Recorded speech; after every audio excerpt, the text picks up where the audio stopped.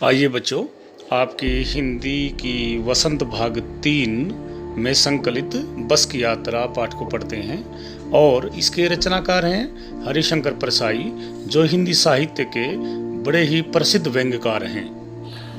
हरिशंकर परसाई जी की बदौलत व्यंग्य को साहित्य की एक अनूठी विधा के रूप में स्थान मिला है।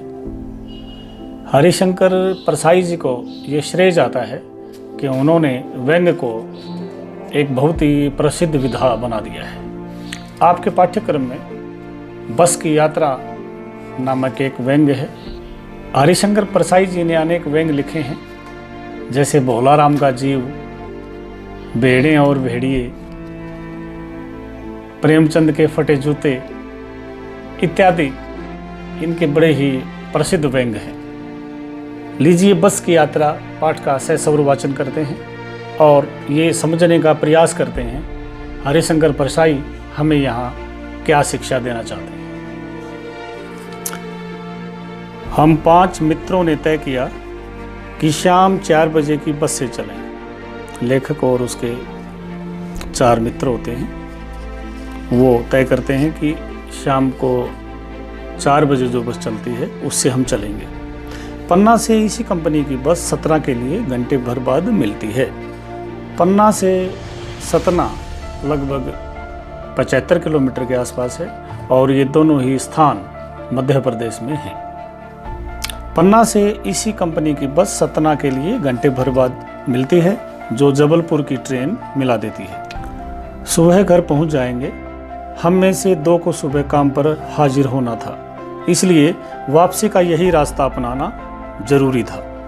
लोगों ने सलाह दी कि समझदार आदमी इस शाम वाली बस से सफ़र नहीं करते। क्या रास्ते में डाकू मिलते हैं? नहीं, बस डाकिन है। देखिए, यहीं से हरिशंकर परसाई अपना व्यंग्य शुरू कर देते हैं। बस को देखा तो श्रद्धा उमड़ पड़ी, खूब वयोवृद्ध थी। वयोवृद्ध होती है बूढ़ी, सदियों के अनुभव के निशान लिए हुए थी। लोग इसलिए इससे सफ़र नहीं करना चाहते कि वृद्धावस्था में इसे कष्ट होगा। यह बस पूजा के योग्य थी, उस पर सवार कैसे हुआ जा सकता है। यहाँ व्यंग्य करते हैं हरिशंकर परसाई। बस कंपनी के एक हिस्सेदार भी उसी बस से जा रहे थे। हमने उनसे पूछा, यह बस चलती भी है? वह बोले, चलती क्यों नहीं है जी, अभी चलेगी। हमने कहा, वही तो हम देखना चाहते हैं, अपने आप चलती है यह? हाँ जी, और कैसे चलेगी? गजब हो गया, ऐसी बस अपने आप चलती है। हम आगा पीछा करने लगे। डॉक्टर मित्र ने कहा, डरो मत, चलो, बस अनुभवी है, नई नवेली बसों से ज़्यादा विश्वसनीय है, हमें बेटों की तरह प्यार से गोद में लेकर चलेगी। हम बैठ गए। जो छोड़ने आए थे वे इस तरह देख रहे थे जैसे अंतिम विदा दे रहे हैं। उनकी आंखें कह रही थी, आना जाना तो लगा ही रहता है, आया है सो जाएगा, राजा रंग फकीर। आदमी को कूच करने के लिए एक निमित्त चाहिए। निमित्त होता है कारण, साधन। इंजन सचमुच स्टार्ट हो गया, ऐसा जैसे सारी बस ही इंजन है और हम इंजन के भीतर बैठे हैं। कांच बहुत कम बचे थे, जो बचे थे उनसे हमें बचना था। बच शब्द का 2 बार प्रयोग किया है। एक बार तो बच मैंने होता है अशेष रहना, बाकी बचना। दूसरा अर्थ है बचना यानी सुरक्षित रहना। तो एक ही शब्द के 2 अर्थ हरिशंकर परसाई ने यहाँ प्रयुक्त किए हैं। हम फौरन खिड़की से दूर सरक गए। इंजन चल रहा था, हमें लग रहा था कि हमारी सीट के नीचे इंजन है। बस सचमुच चल पड़ी और हमें लगा कि यह गांधी जी के असहयोग और सविनय अवज्ञा आंदोलनों के वक्त अवश्य जवान रही होगी। बच्चों, यहाँ पर हरिशंकर परसाई जी ने महात्मा गांधी के नेतृत्व में चले 2 आंदोलनों का जिक्र किया है। गांधी जी ने असहयोग आंदोलन सन 1920 में शुरू किया था और इस आंदोलन का प्रस्ताव कांग्रेस के नागपुर अधिवेशन में पास हुआ था। और याद रहे कि गांधी जी के नेतृत्व में यह प्रथम जन आंदोलन था। और क्यों करना पड़ा यह आंदोलन? क्योंकि प्रथम विश्व युद्ध हुआ था, उसके बाद अंग्रेज़ों ने रॉलेट एक्ट पास कर दिया था। रॉलेट एक्ट एक काला कानून था जिसके तहत बगैर कोई कारण बताए किसी भी भारतीय को गिरफ्तार किया जा सकता था। सिडनी रॉलेट ने 1919 में यह कानून प्रस्तुत किया था। उसके तुरंत बाद जलियांवाला बाग हत्याकांड होता है। बैसाखी का दिन था, सन 1919 की बात है, जिसमें असंख्य भारतवासियों को, नर नारियों, बच्चों को जलियांवाला बाग में स्टैंड गन की गोलियों से भून दिया जाता है। इन सभी घटनाओं के मद्देनजर गांधी जी ने निर्णय किया कि असहयोग आंदोलन चलाएंगे। और असहयोग आंदोलन का उद्देश्य यही था कि भारत के लोग किसी भी कार्य में अंग्रेजों का साथ नहीं देंगे, उनका सहयोग नहीं करेंगे। विद्यार्थियों ने स्कूल कॉलेजों में जाना बंद कर दिया। श्रमिक वर्ग, जो मजदूर वर्ग थे, काम करने वाले लोग थे, उन्होंने भी काम करना बंद कर दिया था, और जिससे अंग्रेज परेशान हो जाएं, यही इस आंदोलन का मुख्य उद्देश्य था। हालांकि 1922 में गोरखपुर के पास एक चोरा चोरी की घटना हो जाती है। उस चोरा चोरी की घटना में एक भीड़ के द्वारा एक पुलिस स्टेशन में आग लगा दी जाती है, जिससे दर्जनों लोग मार दिए जाते हैं। इस घटना से व्यथित होकर के, परेशान होकर के गांधी जी ने इस आंदोलन को वापस लेने की घोषणा कर दी। और इस आंदोलन के फलस्वरूप गांधी जी को 6 वर्ष कारावास की सजा भी सुनाई जाती है। सन 1930 में गांधी जी ने सविनय अवज्ञा आंदोलन चलाया था। सविनय अवज्ञा आंदोलन का प्रस्ताव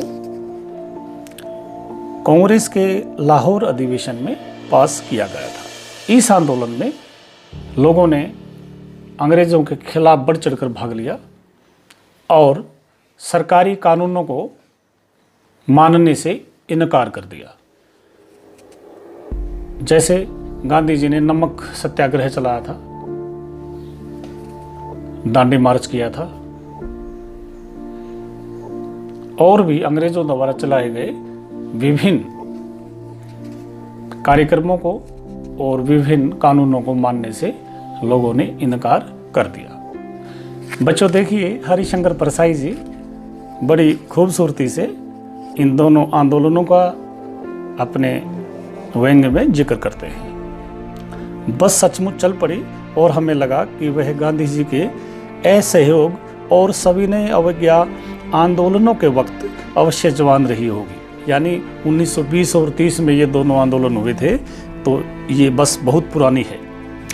उसे ट्रेनिंग मिल चुकी थी, हर हिस्सा दूसरे से असहयोग कर रहा था। पूरी बस सविनय अवज्ञा आंदोलन के दौर से गुजर रही थी। सीट का बॉडी से असहयोग चल रहा था। कभी लगता था सीट बॉडी को छोड़कर आगे निकल गई है, कभी लगता था कि सीट को छोड़कर बॉडी आगे भागी जा रही है। 8-10 मील चलने पर सारे भेदभाव मिट गए। यह समझ में नहीं आता था कि सीट पर हम बैठे हैं या सीट हम पर बैठी है। यहाँ भी एक व्यंग्य करते हैं हरिशंकर परसाई, और जहाँ पर इस तरह का संदेह दर्शाया जाए वहाँ पर संदेह अलंकार भी होता है। एकाएक बस रुक गई, मालूम हुआ कि पेट्रोल की टंकी में छेद हो गया है। ड्राइवर ने बाल्टी को पेट्रोल निकालकर अपने बगल में रखा और नली डालकर इंजन में भेजने लगा। अब मैं उम्मीद कर रहा था कि थोड़ी देर बाद बस कंपनी के हिस्सेदार इंजन को निकालकर गोद में रख लेंगे और उसे नली से पेट्रोल पिलाएंगे, जैसे माँ बच्चे के मुंह में दूध की शीशी लगाती है। यहाँ पर बिंब बनाया गया है। ये बिंब विधान होता है लेखक का। हरिशंकर परसाई यहाँ एक बिंब प्रस्तुत करते हैं हमारे सामने, जैसे कि माँ अपने बच्चे को दूध पिलाती है, वैसे ही वो बस का हिस्सेदार इंजन को अपने गोद में ले लेगा और उसको नलकी के द्वारा पेट्रोल सप्लाई करेगा। बस की रफ्तार अब 15-20 मील हो गई थी। मुझे उसके किसी हिस्से पर भरोसा नहीं था। ब्रेक फेल हो सकता है, स्टीयरिंग टूट सकता है। प्रकृति के दृश्य बहुत लुभावने थे। दोनों तरफ हरे भरे पेड़ थे जिन पर पक्षी बैठे थे। मैं हर पेड़ को अपना दुश्मन समझ रहा था। जो भी पेड़ आता डर लगता कि इससे बस टकराएगी। वह निकल जाता तो दूसरे पेड़ का इंतजार करता। झील दिखती तो सोचता कि इसमें बस गोता लगा जाएगी, इसमें बस डूब जाएगी। एकाएक फिर बस रुकी। ड्राइवर ने तरह तरह की तरकीबें की पर वह चली नहीं। सविनय अवज्ञा आंदोलन शुरू हो गया था। कंपनी के हिस्सेदार कह रहे थे, बस तो फर्स्ट क्लास है जी, यह तो इत्तेफाक की बात है। इत्तेफाक होता है संयोग, ये तो संयोग से खराब हो गई, नहीं तो बस तो बहुत अच्छी है। अंग्रेजी के शब्दों का भी यहाँ प्रयोग करते हैं। क्षीण चांदनी में वृक्षों की छाया के नीचे वह बस बड़ी दयनीय लग रही थी। लगता जैसे कोई वृद्धा थक कर बैठ गई हो। हमें ग्लानि हो रही थी कि हम बेचारी पर लद कर चले आ रहे हैं। अगर इसका प्राणांत हो गया तो इस बियाबान में हमें इसकी अंत्येष्टि करनी पड़ेगी। प्राणांत होता है मृत्यु और अंत्येष्टि होता है अंतिम क्रिया। हिस्सेदार साहब ने इंजन खोला और कुछ सुधारा। बस आगे चली। उसकी चाल और कम हो गई थी। धीरे धीरे वृद्धा की आंखों की ज्योति जाने लगी।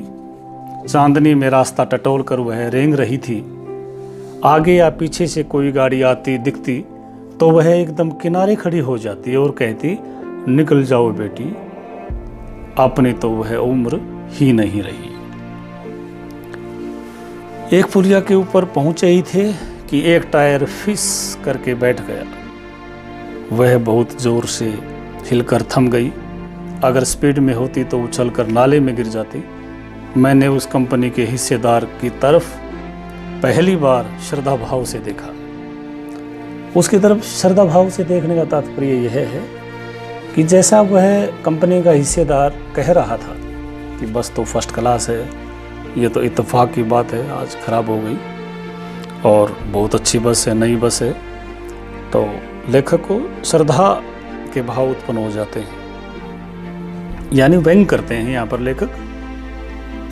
वह टायरों की हालत जानते हैं, फिर भी जान हथेली पर लेकर इसी बस से सफ़र कर रहे हैं। उत्सर्ग की ऐसी भावना दुर्लभ है।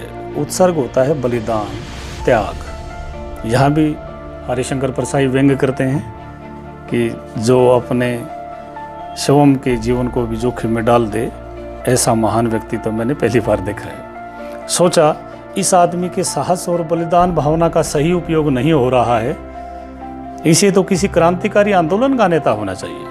अगर बस नाले में गिर पड़ती और हम सब मर जाते तो देवता बाहें पसारे उसका इंतजार करते, कहते वह आदमी आ रहा है जिसने एक टायर के लिए प्राण दे दिए, मर गया पर टायर नहीं बदला। दूसरा घिसा टायर लगाकर बस फिर चली।